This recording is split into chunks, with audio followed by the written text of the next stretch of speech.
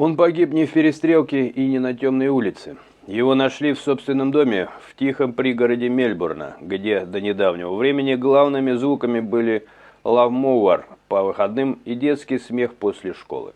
А за несколько часов до этого по всему штату Виктория началось то, что полиция называла просто операцией, а сами офицеры войной за улицы.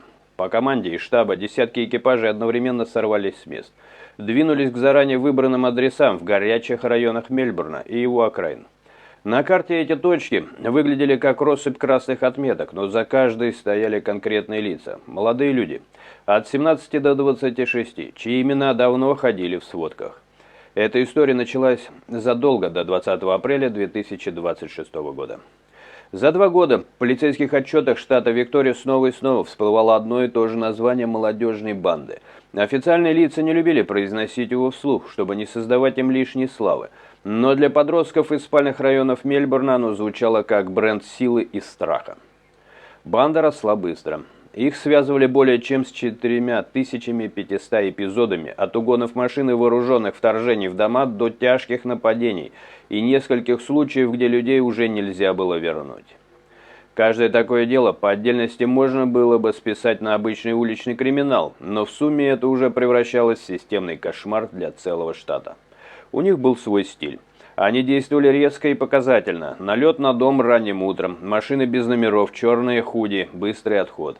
Они били по самым уязвимым точкам, по домам, где люди чувствовали себя в безопасности. Город начал жить с ощущением, что границы между там и здесь больше не существует.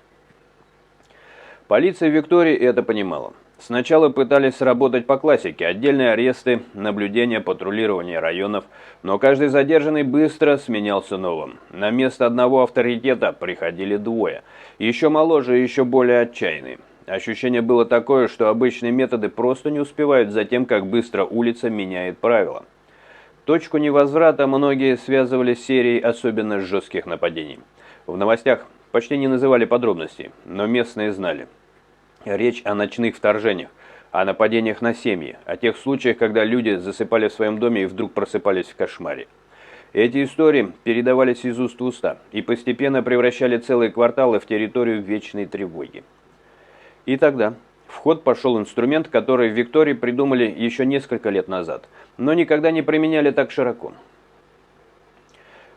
FEROM – Prohibition Orders. Специальные запреты на владение оружием. По сути, это своеобразный черный список. Человеку официально запрещают иметь дело с огнестрельным оружием, а полиция получает право без ордера заходить к нему домой, останавливаться у его машины, проверять его окружение в любое время, без предупреждения. За последние 2 недели перед 20 апреля таким приказом отметили 40 человек. Возраст от 17 до 26. Молодые, но уже знакомые полиции по целой россыпи эпизодов. Для кого-то это выглядело как новая форма давления на сложных подростков, но для оперативников это было главное. Законный повод зайти туда, куда раньше было сложно пробиться через адвокатов и формальности. Эта ночь была расписана по минутам. Экипажи выехали заранее, но точку X все ждали один момент, когда по радиосети прозвучит подтверждение начала операции. В этот миг город еще спал. Кто-то готовил ланчбоксы детям, кто-то только ставил будильник на еще 5 минут. Но кто-то из них не знал, что где-то уже открывают бронированные двери и проверяют затворы.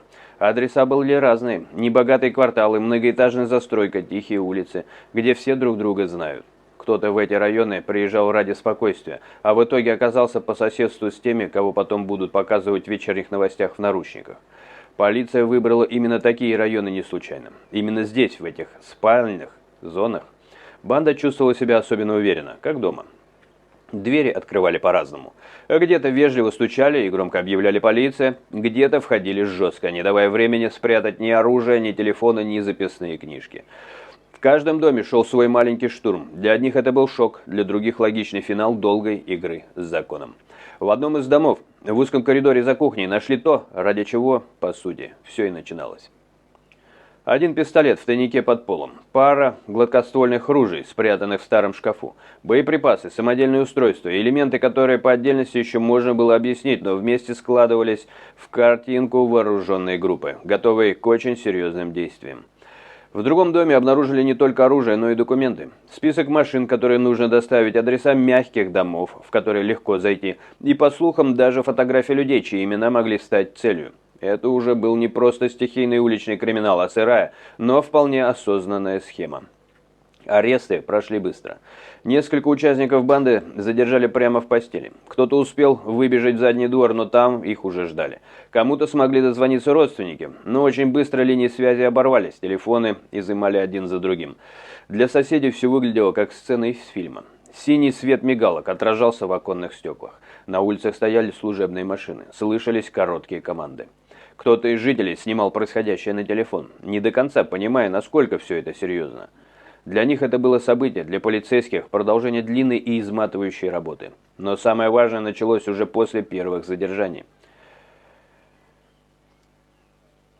Firm Profit Orders позволяли полиции продолжать заходить к этим людям снова и снова, не дожидаясь ордера. Любая информация о том, что рядом с ними может появиться оружие, становилась поводом для немедленной проверки. Это меняло правила игры. Если раньше банда могла рассчитывать на время, чтобы очистить дом, теперь это время исчезло.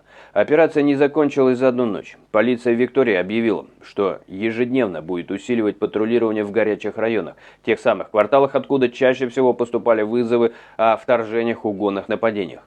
На практике это означало, что для кого-то каждый вечер теперь начинался с вида полицейского экипажа у подъезда. Для обычных жителей это было двойственное чувство. С одной стороны, страх. Раз полиция так активно здесь работает, значит, вокруг действительно все плохо. С другой – облегчение. Наконец-то кто-то всерьез занялся теми, с кем местные уже не могли справиться сами. Разговоры на кухнях крутились вокруг одного вопроса – почему так поздно и хватит ли этого? Следователи в это время собирали мозаику. Каждый изъятый телефон, каждый чат, каждый номер машины, мелькавший в переписке, превращались в новую ниточку в огромном клубке из 4500 эпизодов. Оперативники искали связи между отдельными преступлениями, выстраивали хронологию, отмечали, где в этой истории появляются одни и те же фамилии. Версий было несколько. Одна, что банда превратилась в своеобразный франчайз, под одним названием действовали разрозненные группы подростков, каждый с своими лидерами и правилами. Другая, что за всем стояла более организованная структура, использующая молодежь как расходный материал. В любом случае, число дел говорило о том, что речь уже идет о явлении, а не о случайности. Операция 20 апреля стала для полиции Виктории еще и тестом на предел закона. Данная идея с Firm Profit Orders давали огромные полномочия, но вместе с ним рос и риск критики за слишком жесткое вмешательство в жизнь людей, которым официально даже еще не предъявили обвинений по самым тяжелым эпизодам. Юристы, правозащитники, комментаторы в прессе все внимательнее следили, как именно будут использовать этот инструмент. Тем временем улица жила своей жизнью. Кто-то из молодых участников банды воспринимал все происходящее как вызов. Если они пришли за нами, значит, мы действительно чего-то стоим. Кто-то, наоборот, начал тихо исчезать, менять районы, менять телефоны, менять даже круг общения, пытаясь сделать вид, что ко всему этому никогда не имел отношения. Но есть вещи, от которых не так просто уйти. 4500 эпизодов – это не только сухие цифры в отчетах. Это реальные люди, чьи дома переворачивали вверх дном, чьи машины исчезали со двора, чьи ночи превращались в бессонные. Для некоторых это потерянные родственники, травмы, которые не лечатся простыми лекарствами. И теперь все они смотрели на новости, где говорили лишь о начале операции. Для полиции это тоже было стартом. Они понимали, одна ночь, даже самая масштабная, не остановит мгновенно то, что строилось 2 года. Операция продолжалась каждый день. Новые проверки, новые патрули, новые адреса. Но главный вопрос оставался висеть в воздухе. Удастся ли им изменить саму культуру улиц? Или они лишь на время сбили темп тех, кто привык жить по другим правилам? Пока что в официальных отчетах фигурировали формулировки вроде «значимый удар по организованной молодежной преступности». Для жителей это означало немного отстраненно. Им было важнее другое, чтобы вечером, возвращаясь домой, они думали не о том, кто прячется за углом, а о том, что приготовить на ужин. И все же этот день вошел в хроники штата Виктория. 20 апреля 26 года полиция не просто провела масштабную операцию. Она впервые за долгое время показала, что готова играть на опережение, используя все законные инструменты, даже самые жесткие.